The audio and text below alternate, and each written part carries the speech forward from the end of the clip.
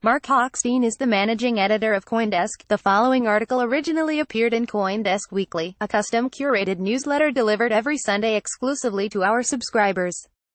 We don't have them on the ropes yet, but we definitely have them scared. That was the assessment of CoinDesk reader Firefox Bancroft, commenting on our story last month about Bank of America's mention of cryptocurrency in the Risk Factors section of its annual filing with the Securities and Exchange Commission.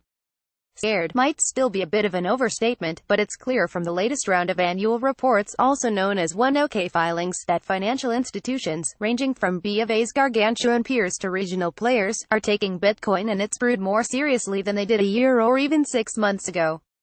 That change is a reflection of how far cryptocurrency and blockchain technology have come in a short time, not only in terms of valuation but also public awareness, even if widespread consumer adoption remains distant.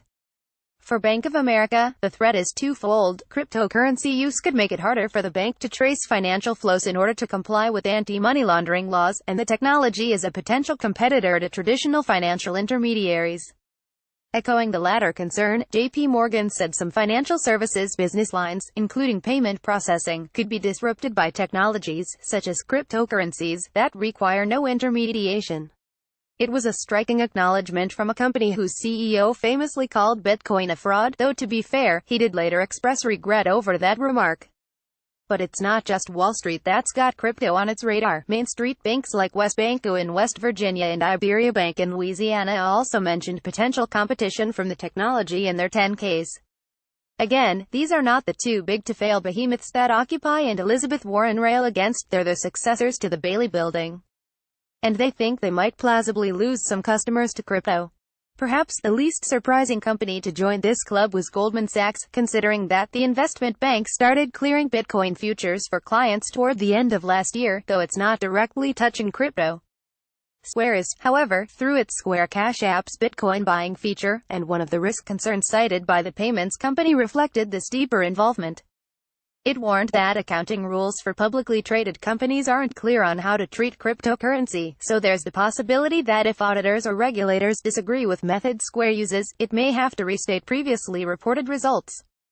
Which is rarely good for a company's stock price.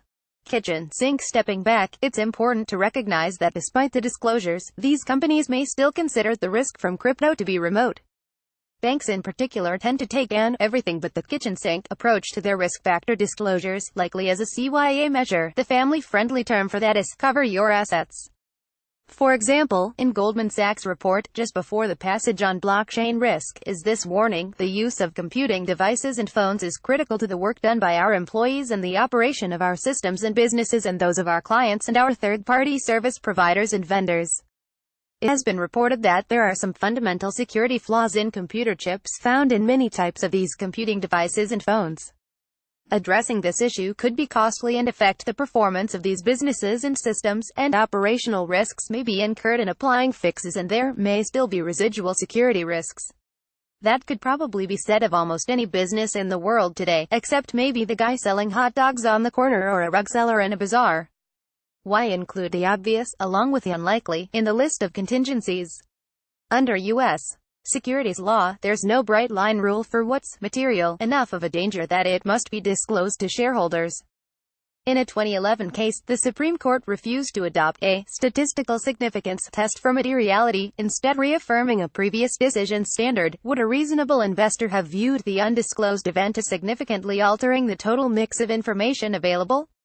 So no, crypto doesn't have the financial establishment on the ropes, and they may not even be scared. But they do think it's a risk their shareholders might view as important enough to rate a mention under what could go wrong for us. That's something. Image via Shutterstock. The leader in blockchain news, CoinDesk is a media outlet that strives for the highest journalistic standards and abides by a strict set of editorial policies. CoinDesk is an independent operating subsidiary of Digital Currency Group, which invests in cryptocurrencies and blockchain startups.